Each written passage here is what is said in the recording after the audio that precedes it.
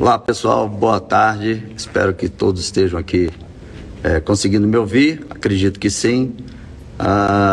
Como eu divulguei aí nas redes, eu estou aqui hoje no plenário do Senado para fazer aqui uma denúncia gravíssima contra o atual ministro Flávio Dino e deixar transparente quais são suas intenções políticas e criminais.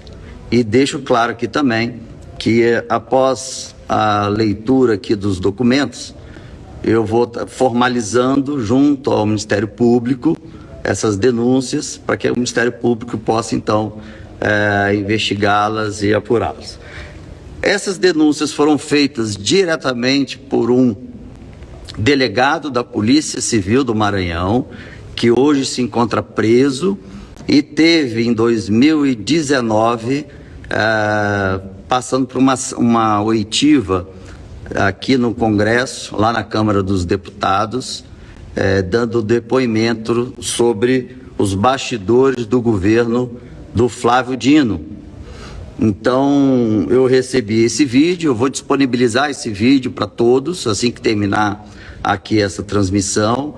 Eu peço até que vocês encaminhem esse link para o máximo de pessoas possíveis. Por enquanto está só aqui no Instagram, eu tenho só 1 hora, que é o tempo que o Instagram me dá, então eu vou tentar ser bem objetivo e depois disponibilizar o vídeo do delegado que está preso e acabou entregando os crimes e os atos totalmente fora de uma política honesta e transparente. Então, vocês vão entender que o Flávio Dino, ministro da Justiça e da Segurança Pública, ele tem como modus operandi ele grava os aliados e também os não aliados e depois usa essas gravações como chantagem. Eu já tinha escutado que ele, de fato, assumiu o cargo de ministro da Justiça, aqui nesse governo do PT, chantageando o PT, chantageando deputados federais e senadores do PT e o próprio presidente, para que ele assumisse o cargo de ministro da Justiça. Por isso que a gente vê ele sempre aparecendo muito mais que o próprio governo, e também, depois do dia 8 de janeiro, uma série de erros que claramente, durante a CPMI, também nós vamos esclarecer as prevaricações, né, que quis usar isso de forma política. Mas ele é uma pessoa inteligentíssima, porque é um ex-juiz federal, então até para se passar num concurso para juiz federal tem que ser realmente inteligente. Mas tem uma diferença entre inteligência e sabedoria. Então ele pode ter muita inteligência, mas pouca sabedoria. Então, e tem usado essa inteligência de forma maldosa. Então aqui já de início eu coloco para vocês, eu vou ler cada trecho, mas já coloco para vocês que a forma como ele usa, fazendo política, é gravando e chantageando os aliados. Aí fica aqui uma mensagem para vocês aqui de Brasília, que estão trabalhando com ele, tem ele agora no Ministério da Justiça, para vocês terem cuidado, tá? Vocês que são aliados, porque ele grava tudo e depois chantageia. Inclusive, recebi denúncias de que ele já tem gravações e chantagens feitas a ministros do STF, ao presidente, o ex-presidiário Lula, e a outros ministros. Então ele chegou aqui e tem ainda o irmão dele, que é vice-procurador-geral da República. Então ele chegou aqui numa forma de fazer política de forma criminosa. E dizem que lá no Maranhão ele acabou com a família Sarney usando dessas artimanhas. Então vamos lá, em cima do depoimento do delegado Tiago Bardal, que está hoje preso, hoje ex-delegado, ele no seu depoimento que ele deu, ele disse o seguinte, como eu disse, eu vou depois disponibilizar o vídeo para que vocês possam escutá-lo diretamente. Então eu peguei alguns pontos que eu achei mais graves para poder falar para vocês. Primeiro, então, o depoimento foi durante a Comissão de Segurança Pública, foi na Comissão de Segurança Pública da Câmara dos Deputados, há 3 anos atrás, e o Tiago Bardal, ex-delegado, o principal depoimento foi dele, porque ele está preso por conta do Dino, né? Então, em 2014, ele assumiu como delegado no combate aos crimes de assalto a banco, e foi tornando notório, foi tornando famoso e fazendo um excelente trabalho no Maranhão. Depois ele recebeu um detento, dentro dos vários que ele prendeu, um detento dizendo que o Flávio Dino era um dos integrantes do crime organizado contra a roubo de cargas. Contra não, né? A favor a roubo de cargas. Ele recebeu esse detento, fez uma oitiva com esse detento. Se puder depois ter uma mais lá. Ele fez uma oitiva com esse detento, e esse detento citou o Flávio Dino como integrante, tá? Olha a gravidade. Um dos envolvidos no roubo de carga no Maranhão. Bom, finalizou a oitiva com esse detento o tal Jefferson Portela, até então delegado também da Polícia Civil, foi até o delegado Tiago Bardal pedir uma cópia da oitiva, e falando que era em nome do PCdoB, Partido Comunista do Brasil. Doutor Tiago, na época delegado, recusou a entregar a cópia. Então o Jefferson Portela, também delegado da Polícia Civil, foi até disse para o Tiago, delegado Tiago, que então no próximo ano ele estava apoiando o Flávio Dino, candidato a governador do estado, e que ele seria o secretário de Segurança do estado, e que ele iria então não tornar a vida fácil do doutor Tiago Bardal, pelo fato dele ter recusado entregar as oitivas, né? O depoimento desse preso, dizendo que o Flávio Dino tinha participação pode dar a volta. Bom, vamos seguir em frente. Então, o Jefferson Portela assumiu a Secretaria de Segurança durante o governo Dino, durante o governo Flávio Dino lá no Maranhão. O Jefferson Portela, então, passou a perseguir diretamente o próprio delegado Tiago Bardal, né? Começou a perseguir, porque o Tiago Bardal não era do Maranhão, era de São Paulo, fez o concurso para delegado da polícia do Maranhão e passou. Então ele não tinha rastro nenhum, não tinha laços nenhum, então ele estava totalmente seguindo as doutrinas dentro do que é correto ou honesto, né? Esse foi dentro do depoimento dele. Então, em 2017, o secretário Jefferson Portela procurou pessoalmente o delegado Tiago Bardal para usar a delegacia dele como uma unidade para perseguir desafetos e inimigos políticos do Flávio Dino. Ele deixou claro isso foi o próprio delegado Tiago dizendo isso, tá? O secretário Jefferson Portela, então, o secretário de Justiça do governo Flávio Dino, forjou um flagrante contra esse delegado, contra o delegado Tiago, para assustá-lo, ou seja, se não fizer o que o governo está pedindo, que o nosso governo está pedindo, você vai ser perseguido aqui no Maranhão. E de fato aconteceu que ele está preso, né?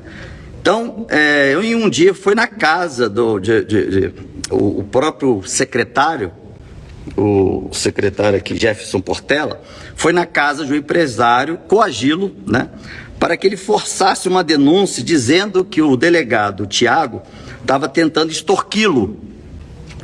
O empresário não concordou com esse tipo de ação e fez até uma denúncia na Corregedoria da Polícia Civil contra, na época, o atual ministro da Justiça, da Segurança Pública, né, o Jefferson Portela, porque também é policial civil, é delegado da Polícia Civil.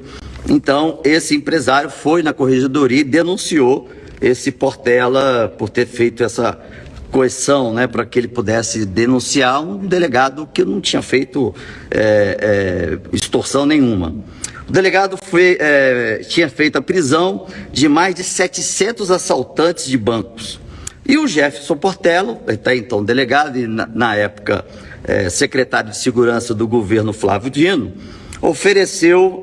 saiu oferecendo a declaração premiada para quem quisesse falar de qualquer participação ou intenção ou até manipular a verdade contra o delegado Tiago Bardel, dizendo que o Tiago Bardel possa ter extorquido, possa ter chantageado, possa ter feito alguma coisa. Então, dentro desses 700 presos pelo delegado Tiago, o então secretário de Segurança do governo Dino procurou, então, foi atrás desses 700 presos para ver se tinha pelo menos um que aceitasse, né, uma delação premiada, uma troca, né? Você fala aí, você cria uma narrativa, passa para mim que você vai ser liberado. Bom, o Jefferson Portela passou a transformar a Polícia Civil do Maranhão em uma polícia política partidária. Isso é a fala até do próprio preso, né? Hoje o preso, o ex-delegado, ele fala isso. O Jefferson Portela transformou a Polícia Civil em uma polícia política partidária. No sistema Guardião, que é o sistema que faz a captação e a interceptação telefônica, ele acabou... estão todas... Aqui ele fala que se tiver até o Ministério Público, caso entre para investigar, porque eu vou fazer oficialmente a denúncia do Ministério Público, ele fala que no sistema Guardião estão todas as conversas e as tentativas de coação, da ilegalidade, da ação dele, tudo está lá no sistema Guardião. Então, é só solicitar a cópia, que vai ter lá as falas do Jefferson Portela, secretário de Segurança do então governador Flávio Dino. E naquele período foi criada a Operação Genga, se eu não me engano, ou Genga, contra o crime organizado. Então, tinha o tal do Pacovan, que era um agiota, muito dinheiro, que patrocinava as campanhas da oposição ao governo do Flávio Dino, né? Então ele era um cara forte e trocava até dinheiro em troca de emendas. Os deputados faziam emendas de acordo com o interesse desse agiota, em troca do agiota financiar a campanha desses candidatos. Bom, isso é denúncia feita pelo delegado. Acho que é Operação Genga. Bom, reuniram com Flávio Dino. Então, como eu disse, o governador perguntou se nessa fase, da tal primeira fase da Genga, tinha alguém, né, nessa primeira fase, político, que fosse aliado do governo. E quem seriam os nomes, se poderia ser solicitado o nome de todos que seriam presos nessa primeira fase. O delegado não acatou, o Tiago Bardel não acatou, disse que não era permitido entregar os nomes de quem seria preso e passou a ser o inimigo político do Flávio Dino no Maranhão. Por isso que ele persegue as pessoas e sai destruindo a carreira e a vida da pessoa. Tanto é que mesmo um delegado da Polícia Civil hoje está preso por causa do Flávio Dino. Bom, na segunda fase, o governador deixou claro de novo, o governador Flávio Dino deixou claro novamente, falou: olha, na segunda fase, você vai ter que vir aqui e mostrar quais são os nomes, principalmente dos aliados do governo que estão na lista dessa segunda operação, né? Isso foi em 2017 e 2018, ele fala. Bom, ele também negou o acesso às informações, né? E o próprio, então, Jefferson Portela começou a pressionar o delegado para que ele pudesse entregar a lista do nome que estariam na segunda lista da operação. Então, ele determinou que fosse apenas,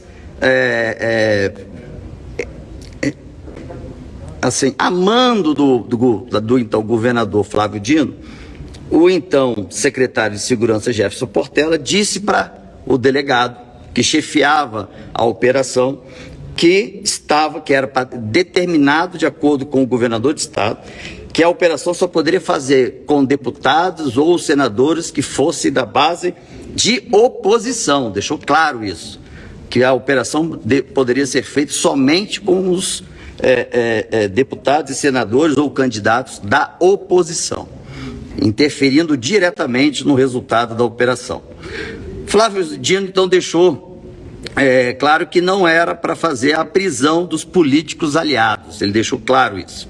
O Flávio Dino e o Jefferson Portela acabaram com a Delegacia de Combate ao Crime Organizado e com a Operação Genga. O tal do Eduardo, do Departamento de Polícia, o Eduardo, que é o agiota, o Eduardo, eu vou lembrar aqui o nome dele, o sobrenome. Bom, esse agiota,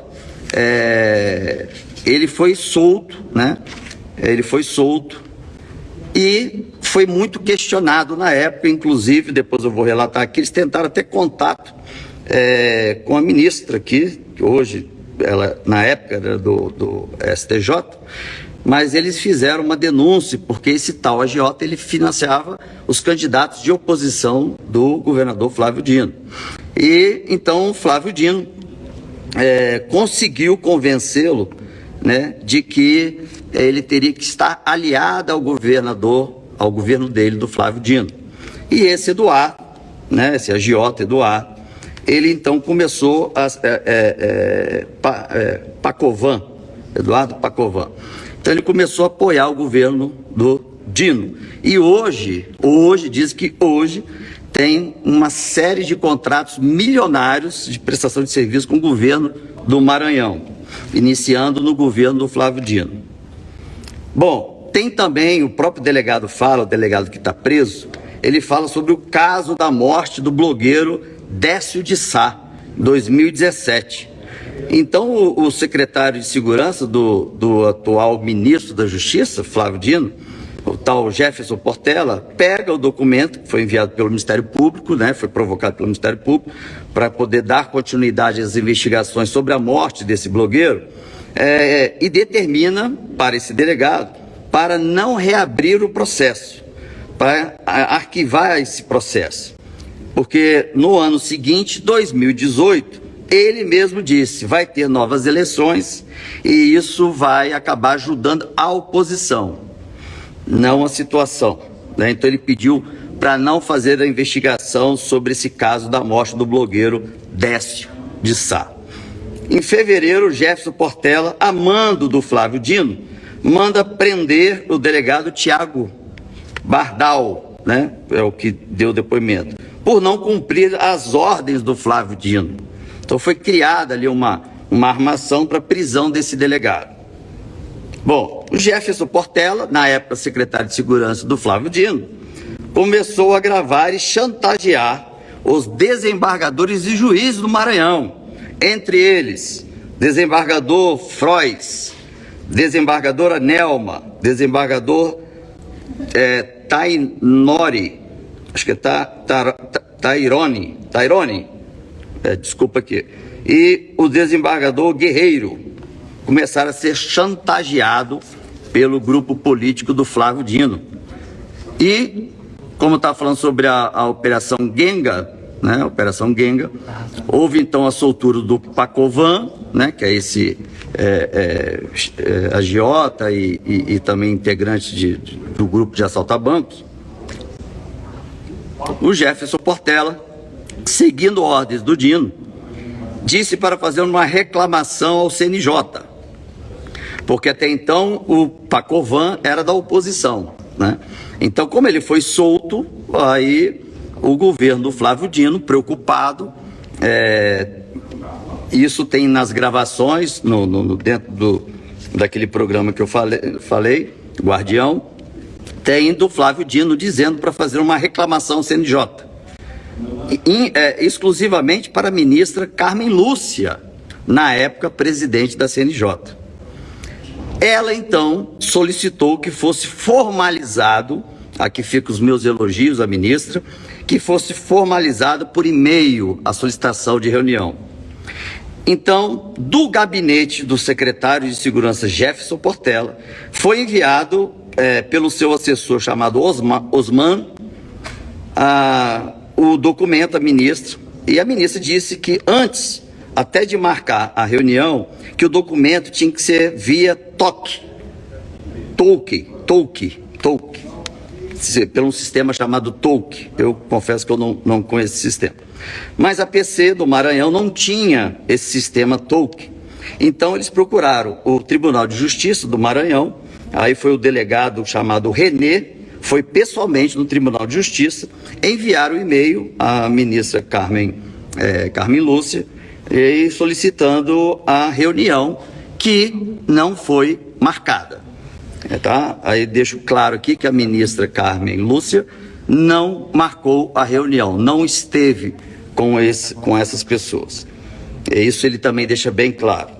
Em 2017 em diante, as investigações foram chegando em políticos aliados, quer dizer, o delegado foi investigando e foi chegando aos políticos aliados do Flávio Dino, e principalmente aos aliados poderosos do Flávio Dino. E começou então uma interferência maciça por parte do Jefferson Portela, até então secretário de Segurança do governador Flávio Dino. E ele diretamente começando a interferir nas operações. E a mando do governador, né, como eu disse, do Flávio Dino, pediu para que o delegado que conduzia a Operação Genga para inserir nas investigações os nomes dos políticos adversários. Então ele pediu não só para tirar o dos aliados, mas para incluir os dos adversários, que não, assim, criar narrativa ou criar algum crime, né, para que os adversários pudessem depois estar respondendo, e isso véspera de campanha, só o fato de estar incluso e dizer, olha, os adversários A, B e C estão respondendo uma denúncia, né, durante a Operação Genga, que era considerada a Lava Jato do Maranhão. E para ser comprovado, o delegado coloca isso para mim, para ser comprovado tudo que foi dito. Então ele fala que o Ministério Público pode fazer uma auditoria no sistema Guardião, que vai estar tudo lá. O Jefferson Portela disse que a Operação Genga seria tipo uma lava-jato do Maranhão, e iria atrapalhar o governo do Dinho, especialmente a ele, o Jefferson Portela. Então, o governador Flávio Dino, com a sua estratégia de chantagear os aliados e também os não aliados, foi assim que ele chegou como senador e foi colocado como ministro da Justiça do atual governo do ex-presidiário Luiz Inácio Lula da Silva. Então, foi nesse modus operandi que ele chegou até aqui. Por isso que você vê algumas cabeças caindo e a dele não.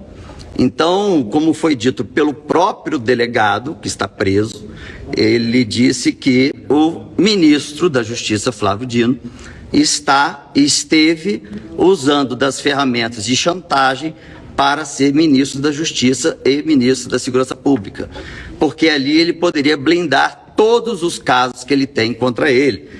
E não para por aí, ele diz que tem outros casos contra o ministro Flávio Dino, envolvido em crime organizado. Agora, ele, depois da Covid, em empresas que a gente chama de OS, né, de organizações OS, ele criou 3 empresas, botou 3 laranjas. Desses 3 laranjas, 2 eram médicos, que quando foram chantageados pelo atual ministro da Justiça, Flávio Dino, esses 2 médicos, no documento dele de óbito, constou suicídio dos 2 médicos. Coincidência, né? Os 2 médicos, que eram laranja dessa OAS, no boletim, né, de óbito, no documento de óbito, dizendo, né, no boletim, no certificado de óbito, dizendo que eles se mataram. É muita coincidência, de 3, 2 se mataram, né? Bom, isso vale aí ao Ministério Público que está investigando. Então, hoje, o Flávio Dino tem lá no braço direito dele hoje como vice-governador do estado e tem conseguido avançar. E o objetivo dele, aí fica aqui para vocês brasileiros saberem a verdade. O objetivo do Flávio Dino é assumir a presidência da República. Então, o objetivo dele e todos que ele está chantageando é para, então, conseguir ser presidente da República, se for o caso, nem terminando a gestão do atual presidente Luiz Inácio Lula da Silva. Mas que ele já está divulgando lá no Maranhão, para toda a comunidade, que o objetivo dele, após ser ministro da Justiça, é ser candidato a presidente da República do Brasil. Então, nós precisamos deixar claro o nível desse ministro da Justiça que compactuou, que dentro da sua seu próprio gabinete assistiu de camarote toda aquela ação dos extremistas do dia 8 de janeiro e nada fez. Claro, ele sendo do PCdoB, atual hoje, ele está no PSB, ele queria, junto com o presidente Lula, acabar de vez com o bolsonarismo, né? Ou com a direita. Né? Então, gente, a denúncia que eu estou passando é essa. O atual interventor que está no GSI, ele também foi secretário do governo do Dino, né, que é o Ricardo Capelli.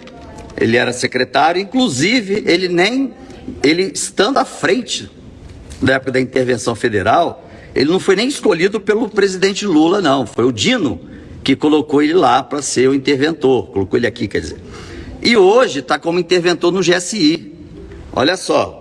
E ele foi secretário de comunicação, quer dizer, não entende nada de segurança pública, do governo, quando o governador Flávio Dino governava Maranhão.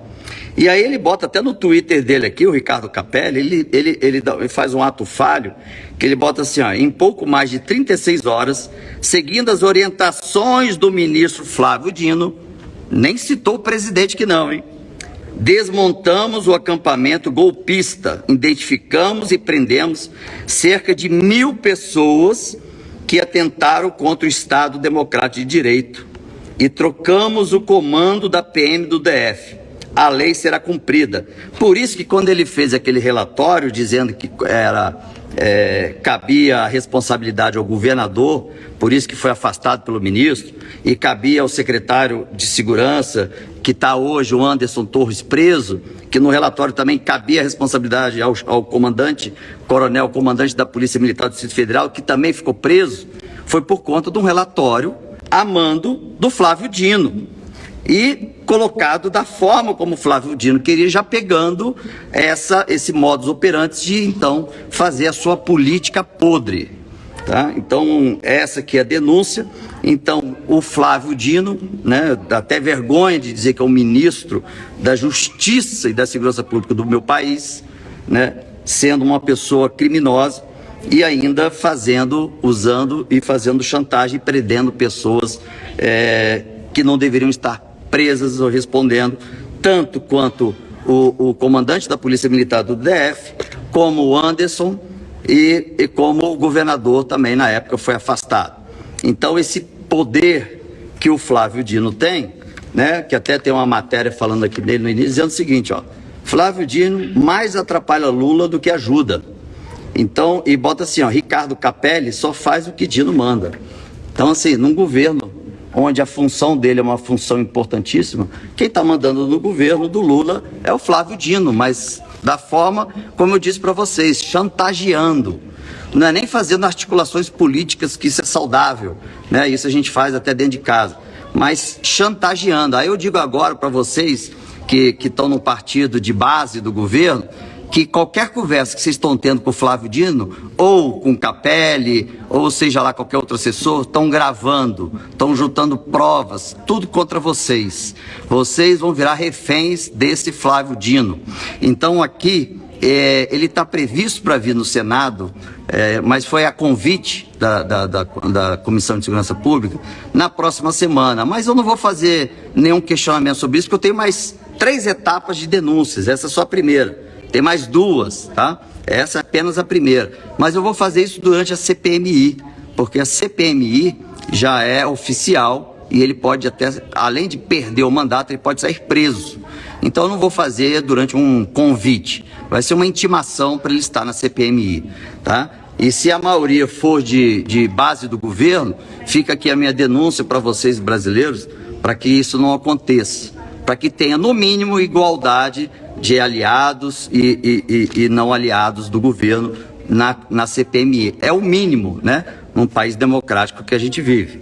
Então, estou agora descortinando e mostrando para vocês como é que o Flávio Dino, ministro atual da Justiça e da Segurança Pública, trabalha. É sobre chantagem, compactuando com crimes de aliados dele e usando isso para chantagear até, como eu disse, como foi dito aqui, desembargadores e juízes, incluindo aqui a família da família, deixa eu ler de novo aqui, porque família conhecidíssima no Maranhão, quem é do Maranhão sabe, Sarney, a família Sarney.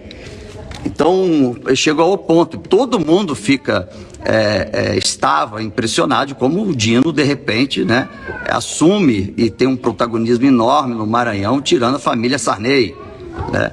Então é isso, gente, ele tem feito esses movimentos criminosos, tá? Ter feito esses movimentos compactuados com os secretários de segurança.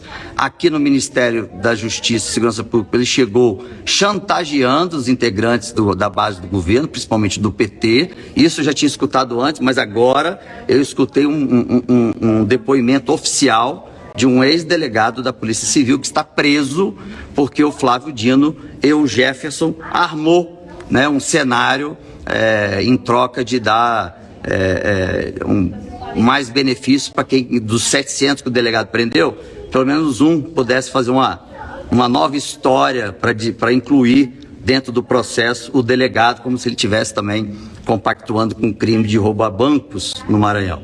E assim ele está preso injustamente, como está aqui o Anderson, né? E como estava o comandante da Polícia Militar e como estava afastado o governador Ibanez. Então, por isso que quando o interventor Capelli apresentou o relatório dele e não incluiu nenhum ministro, eu de cara já achei lógico que tinha algo errado. Mas eu não sabia que ele era indicado para estar na função pelo ministro Flávio Dino. Ah, e tem outra, hein?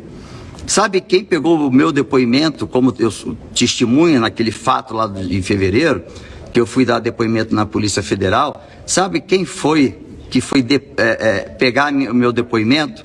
Um delegado que trabalhou no governo do Flávio Dino e estava de licença. E quando ele soube que eu confirmei o horário, porque cabe a nós, senadores, definir dia e horário, e para mim era importante ser naquele dia mesmo, colocaram ele para me ouvir. Não foi nem um delegado que de fato está à frente das investigações antidemocráticas do dia 8 de janeiro. Foi um delegado que trabalhou no governo do Flávio Dino, querendo escutar, né, pegando os depoimentos meus para alertar o Flávio Dino se eu falei algo que poderia incriminá-lo ou não.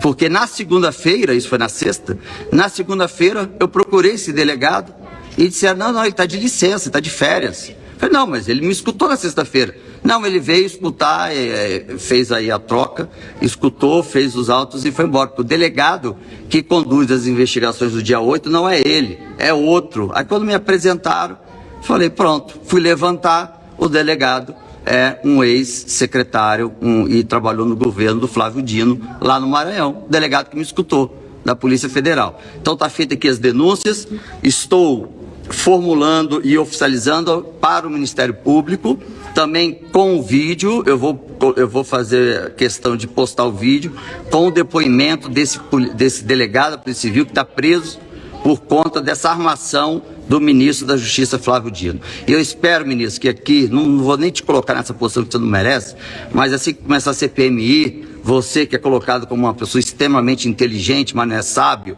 porque a prepotência e a arrogância faz com que a gente tropece em pequenos pedaços, e é assim o que você está fazendo aqui, toda hora mentindo, dizendo que assistiu tudo, depois que não assistiu nada, depois que tinha documento, depois que não recebeu o documento da BIM, depois que recebeu uma parte do documento da BIM, não importa, mesmo se não existisse o documento da BIM, o fato de você estar no seu gabinete, vendo de tudo pela janela, você já deveria ter agido, porque isso foi a partir de às 3 da tarde, a invasão foi às 5. Então você prevaricou, você deve cair, e só não caio agora, eu sei por quê. Porque você está chantageando todo mundo do PT, porque todo mundo, a maioria do PT, não vou também generalizar, mas a maioria do PT tem rabo preso, e você, malandramente, inteligentemente, mas não sábio, fez com que todo mundo virasse seu refém. Então nós vamos agora, a partir de agora, desmontar essa máscara sua, porque você não merece nem estar como um governador de um estado, muito menos como ministro da Justiça e muito menos como um possível candidato a presidente da República, que aqui hoje fica determinado o fim da sua carreira política na sua tentativa para ser um dia presidente da República. Um abraço a todos, fiquem com Deus.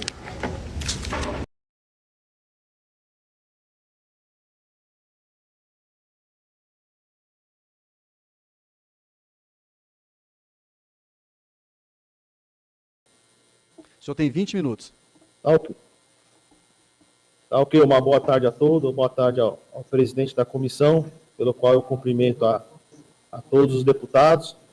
Infelizmente, eu não pude estar aí presente, a minha vontade era de estar aí presente para olhar na cara a cara de cada deputado e contar o que vem ocorrendo aqui no Maranhão. Eu vou fazer um breve relato do meu histórico e depois aos fatos. Em 2009, foi quando entrei na Polícia Civil do Maranhão, trabalhei em Imperatriz, até 2014. Quando em 2014 eu vim para a SEIC para assumir o Departamento de Combate ao Roubo a Banco.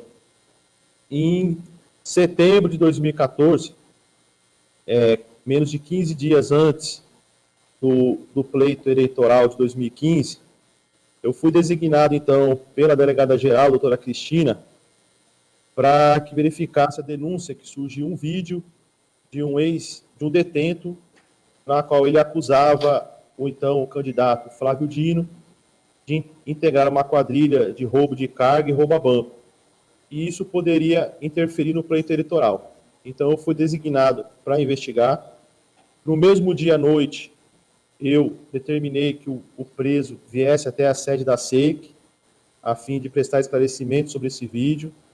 Lá estava um defensor público e lá também estava um promotor de justiça, o Marco Aurélio do Gaeco. E, após a oitiva desse preso, nós não verificamos de imediato a existência de nenhum crime. E, no outro dia cedo, eu fui levar o resultado da oitiva até a Delegacia Geral, onde, antes de eu chegar na sala da Delegacia Geral, eu vem até o meu encontro, então, o delegado Jefferson Portela. Eu não o conhecia. Ele se apresentou para mim, perguntando se eu conhecia ele, eu falei que não. Ele falou que era o delegado Jefferson Portela e estava lá na condição de representante do partido do PCdoB e pediu para mim uma cópia do depoimento. Eu falei que naquele instante não podia dar, que eu estava próximo à sala da delegada-geral, que eu ia entregar todo o procedimento para ela, e se assim ele quisesse, ele pegasse uma cópia com a delegada-geral. Foi quando ele bateu no meu ombro, e naquele momento estava comigo também o investigador Batista. Ele falou que não ia esquecer daquilo, que no mês de janeiro ele iria ser meu chefe, iria ser o secretário, e isso não iria ficar assim. Para mim, isso passou batido. Deu em janeiro, realmente ele assumiu como secretário. Quando foi em junho e julho, ele foi convidado foi criada a Superintendência de Narcóticos. Então, o delegado Augusto e o delegado André Gossain, o delegado Augusto era o delegado geral e o delegado André Gossain, me convidaram para ser o superintendente da Senarc. Foi quando passado uma semana, eles me procuraram e falaram que, infelizmente, não podia ser superintendente da Senarc, porque então o secretário tinha indeferido o meu pedido, porque eu não era uma pessoa de confiança, é uma pessoa que ele já fez alguns pedidos para mim no passado e eu não atendi, e eu não podia ser superintendente. Passou um mês, novamente o delegado Augusto me procurou e falou que convenceu ele e eu seria o superintendente da Senarc. Assim eu assumi. Começou a aumentar o roubo a banco. Eu saí do roubo a banco, começou a aumentar o roubo a banco. Foi quando eles me chamaram, em novembro de 2015, para assumir a SEIC agora, como superintendente da SEIC. Eu aceitei e fiquei de novembro de 2015 até fevereiro de 2018. Mais de 3 anos.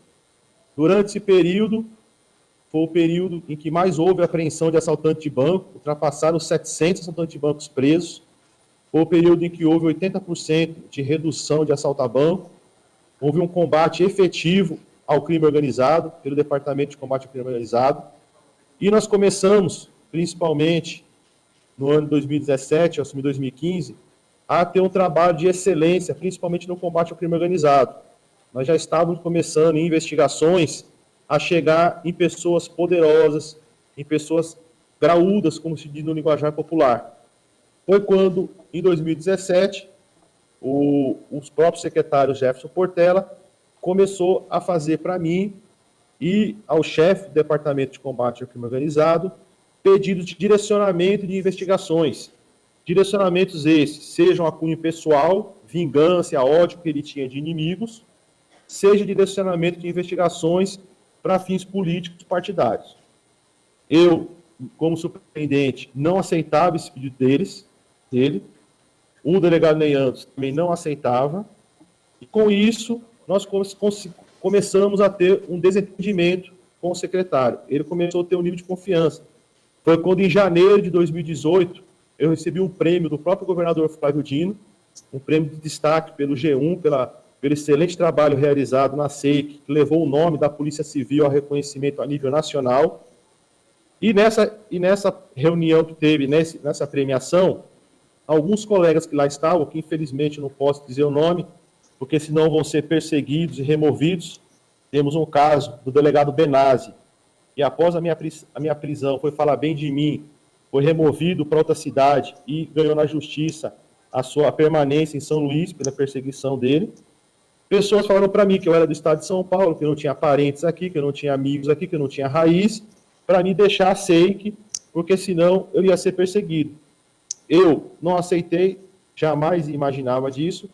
Quando foi em fevereiro, um mês após, montado um flagrante para minha pessoa, onde eu sou preso no suposto esquema de contrabando, sendo que nessa prisão são vários policiais militares e o único policial civil sou eu. Lá na SEIC nós éramos mais de 80 policiais civis. Como é que eu ia fazer a organização de um contrabando se o único envolvido era o superintendente? As investigações acabaram, não tem nenhum policial civil envolvido, inclusive o advogado que estava comigo já foi absolvido pelo mero fato de nós termos abordados 3 horas antes da operação e a 8 quilômetros do local do flagrante.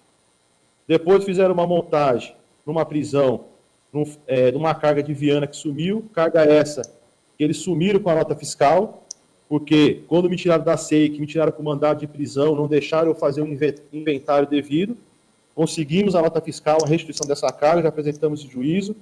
Não satisfeitos, foram até a casa de um empresário, pegaram o depoimento dele sem escrivão, na casa dele, sem intimação, sem as formalidades legais, onde faz ele confessar uma suposta extorsão, uma concussão praticada por mim.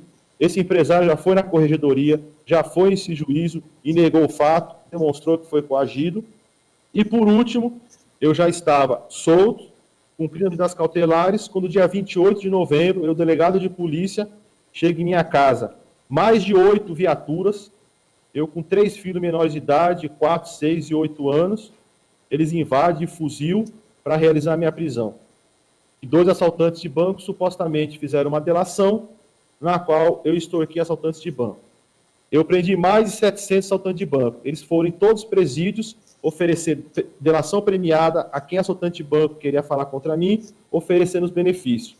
Há menos de 15 dias já teve audiência em juízo, mais de 20 pessoas foram ouvidas e nenhuma delas sequer fala do meu envolvimento com o crime organizado, com assalto a banco. Pelo contrário, foi ouvido ex-delegado-geral, ex-superintendente, atual subdelegado-geral, e todos falam da minha excelente conduta. Infelizmente, nós estamos num estado onde o senhor Jefferson Portela transformou a nossa polícia em política, é uma polícia partidária. Hoje, o nosso delegado-geral é um delegado-geral de boneco de fetiche. Ele não manda em nada. Até no Conselho da Polícia Civil, os processos é ordenado pelo Jefferson Portela. As entidades de classe que faziam parte do Conselho da Polícia Civil, ele retirou, na época que ele foi presidente da Associação dos Delegados, ele lutou para entrar os conselhos da Polícia Civil no Conselho, as entidades de classe do Conselho da Polícia Civil. Quando ele assume o secretário, o que ele faz? Tira as entidades de classe do Conselho da Polícia Civil. Porque com as entidades de classe do Conselho da Polícia Civil, ele não poderia manipular os processos. E algumas investigações que resultaram nessa armação que ele fez contra a minha pessoa. Nós podemos citar um primeiro caso, um caso de investigação de pistolagem e agiotagem lá na região de Zedoca, onde começou-se essa investigação com a SEIC e com a CHPP, o delegado Guilherme. Participamos das primeiras reuniões com o secretário, onde o delegado Guilherme tinha levantado que na região havia 2 grupos. Um grupo ligado a um senhor chamado Sebastião Patrick. Sebastião Patrick é uma liderança política no local, inclusive quando o governador ia na região, dormia na fazenda dele, almoçava na fazenda dele. E um outro grupo, segundo o seu Jefferson Portela, ligado a Josimar do Maranhãozinho, hoje deputado federal. Determinaram que o delegado Guilherme fizesse a primeira fase da operação, onde culminou com a prisão do Sebastião Patrick. Inclusive, na semana dessa prisão, houve a mudança de delegado-geral, porque o antigo delegado-geral, que era o delegado Laurence, Jefferson Portela, estava desconfiado que ele passava informações ao então secretário Márcio Gerri, e isso poderia atrapalhar a prisão de Sebastião Patrick. Foram para Pernambuco, o atual delegado-geral, que então era superintendente de homicídio, com a missão, se prendesse Patrick, ele assumiria a delegacia-geral. Viajaram as equipes para Pernambuco, escondido do então delegado-geral Laurence. Foi feita a prisão de Patrick. Na outra semana, Jefferson fez uma reunião, exonerou Laurence do cargo com o título de traidor. Batia na mesa e falava: você é traidor, é gente de Márcio Gerri. Quando iniciou-se as investigações para deflagrar a segunda fase da operação, e segundo Jefferson, ia pegar no suposto grupo de Josimar do Maranhãozinho, que naquela época, segundo Jefferson, Josimar era do grupo adversário. Jefferson manda parar a operação, tira o delegado Guilherme da homicídios, põe na geladeira na SPCI e morreu a operação. No sistema Guardião tem todos os áudios dessa operação, conversa, onde demonstra a participação de mais de um grupo. Por que não foi feito esse outro grupo? Por interferência do seu Jefferson Portela, não sabemos, somente com uma auditoria no sistema Guardião. Tanto que no ano passado, o Jefferson recebeu a informação que o Patrick poderia receber um habeas corpus. Ele, Jefferson, fez um novo pedido de prisão preventiva, chamou o delegado Guilherme, que não estava mais no homicídio, e pediu para ele assinar. O delegado Guilherme negou, porque não estava no homicídio. Então, o Jefferson determinou que Guilherme fosse até o plantão, era um sábado ou um domingo, fosse até o plantão da delegacia de homicídios, vê-se quem era o delegado que estava de plantão e determinasse que ele assinasse o pedido de prisão. Só que o delegado que estava de plantão também negou. Então, isso demonstra o caráter perseguidor do Sr. Jefferson Portela. Teve um segundo caso, que é a chamada Operação Genga. Muito importante, essa operação começou-se no Departamento de Combate ao Crime Organizado na SEIC, para apurar um sistema de agiotagem, encabeçada por um agiota chamado Pacovan. Na primeira fase dessa operação, foi direcionada ao Pacovan, à sua esposa, aos seus laranjas e ao contador. Nessa primeira fase, nós falamos ao secretário que seria, e que numa segunda fase entraria o núcleo político da agiotagem junto com o seu Pacovan, deputados que faziam emendas parlamentares em troca de agiotagem. O Jefferson determinou que fosse feito um relatório para especificar tudo. Desse relatório fizemos reuniões com ele. Ele marcou uma reunião com o governador do estado, nós participamos dessa reunião. O governador pediu para ler o relatório todo e perguntou se nessa primeira fase iria entrar político ou não. Na primeira fase não entrou político, então ele determinou que deflagrasse a operação, só que na segunda fase, antes de deflagrar a operação, antes de pedir os mandatos, era para marcar uma nova reunião com o secretário para verificar quem seriam os políticos ou não. Foi deflagrada a primeira fase, foi um sucesso. Quando foi para deflagrar a segunda fase, que foi final de dezembro, final do ano de 2017 para 2018, verificando o Jefferson Portela, que tinha deputados aliados ao governo, ele determinou que nós fizemos somente a operação dos deputados ou senadores adversários ao governo. Os aliados não era para fazer a operação. Eu não concordei com isso, muito menos na época do delegado Ney Andes. Ou se faz a operação com todo mundo, ou não se faz a operação. Então ele mandou esperar que ele ia conversar com o governador. Essa espera foi em janeiro, que eu fui premiado, em fevereiro resultou nessa prisão, nessa armação da minha prisão, e ato contínuo ele desfez o Departamento de Combate ao Crime Organizado que estava nessa Operação Genga. Operação Genga essa que um dos agiotas também era um indivíduo conhecido como Eduardo DP. Curiosamente, Eduardo DP, no ano de 2015, que foi o início da gestão Jefferson Portela, ele deflagrou várias operações onde resultou na prisão de Eduardo DP. Inclusive, ele deu entrevista ao Jefferson Portela, bem como o superintendente da Secor, que Eduardo DP era um dos maiores agiotas do Maranhão. Curiosamente, do ano passado para cá, Eduardo DP é um indivíduo onde tem milhões de contratos com o estado do Maranhão. Novamente, uma polícia partidária, uma polícia destinada somente a perseguir quem não apoia o governo. O outro caso que nós temos, infelizmente o tempo é curto, tem que falar rápido, é o caso envolvendo a morte do blogueiro Décio Sá. Em 2017, o Procurador-Geral da Justiça mandou para o promotor do caso um pedido de reabertura do caso, Décio Sá. Jefferson Portela me chama até a delegacia geral, lá também estava o delegado geral, onde ele pega o documento que veio do Ministério Público, com a representação de abertura do caso, onde tinha um vídeo, onde pessoas falavam sobre o caso, provas novas, novos coautores, e esse pedido foi feito na época ao Procurador-Geral pelo então deputado estadual Raimundo Cutrim. E a ordem do Ministério Público, a requisição, era para fazer a reabertura do caso e identificar as vozes. Jefferson me chama lá no gabinete do delegado-geral, doutor Leonardo, e determina, esse caso vai para a SEIC, e ele me disse, Jefferson Portela, nós não vamos reabrir esse caso. O ano que vem teremos eleições, que é 2018, e isso vai favorecer a reeleição de Cutrim. O que você vai fazer? Você vai pegar esse caso, você vai intimar o locutor da voz, você vai mandar para a perícia e acabou, engaveta, não faz mais nenhuma diligência. Como era um caso envolvendo o crime organizado, chamei o diretor do crime organizado, o delegado Ney Anderson, falei o que o secretário determinou, só que nós novamente não aceitamos mais uma ordem legal. E falei para o delegado Ney Anderson, esse caso vamos ouvir todo mundo, e se for que reabrir, vai ser que ser reaberto. Quando em janeiro, o senhor Jefferson Portela fica sabendo, nós estávamos, além de fazer a perícia que ele determinou, ouvindo as pessoas conforme a requisição ministerial, ele me chama e pergunta, quem determinou você ouvir as pessoas? Eu falei que não era para reabrir o caso, e eu disse novamente a ele, lá na SEIC nós não escolhemos investigações, não direcionamos investigações. Quem pratica crime vai ser investigado. Novamente, janeiro de 2018, fevereiro, ocorre aquela minha prisão, que a investigação novamente é interrompida. Tivemos os casos dos desembargadores, onde Jefferson Portela, todas as reuniões que fazia no seu gabinete em porta fechada, ele batia na mesa. Ele já trabalhou no Poder Judiciário antes de ser delegado, conhecia o Poder Judiciário do Maranhão, e ele, enquanto secretário de Segurança Pública, ia fazer história no Maranhão.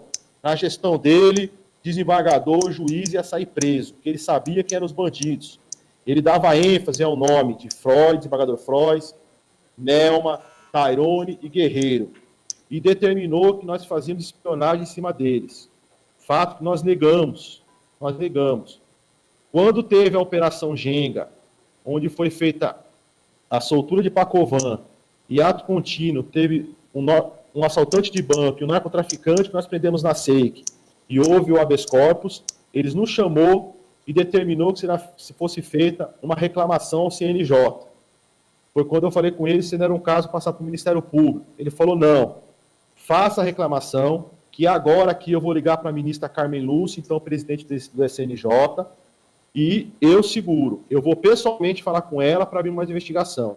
Foi quando eu fiz a representação, ele ligou para a assessora da ministra Carmen Lúcia, ela pediu que ele mandasse um e-mail para agendar a reunião, foi mandado esse e-mail para agendar a reunião lá do gabinete dele, pelo assessor dele especial, Osman.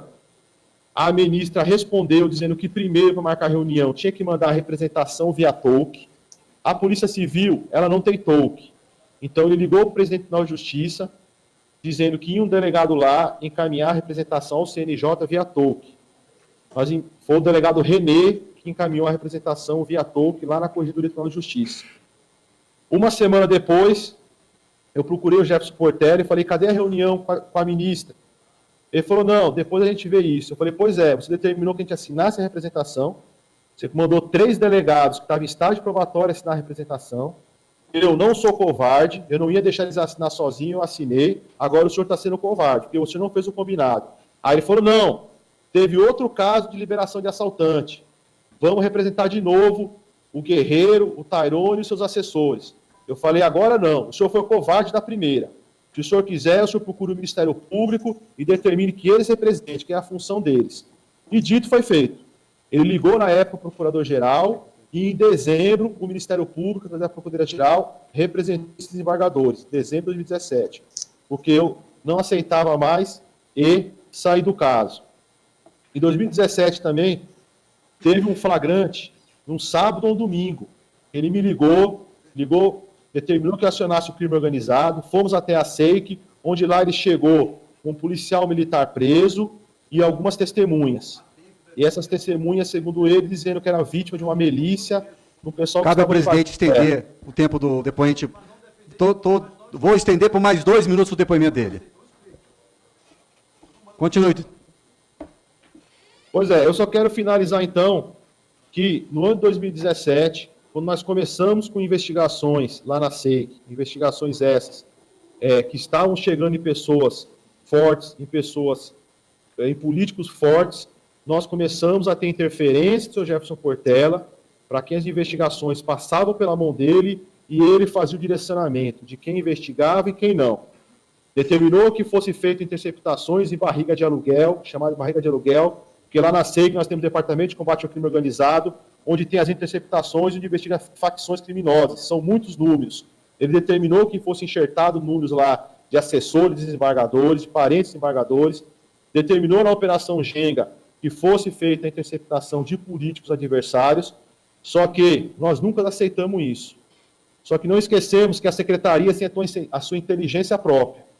Então, o único meio de tirar essa dúvida e o meio fácil é fazer uma auditoria no sistema Guardião, fazer com que a Operação Genga, e segundo o seu Jefferson Portela, poderia ser uma lava-jato aqui no Maranhão e ia atrapalhar o governo, que essa Operação Genga ela retorne para a Polícia Federal, que é uma polícia independente, porque aqui no Estado não pode, porque lá na Operação Genga, muitas coisas pegarão sobre o governo, principalmente sobre o seu Jefferson Portela.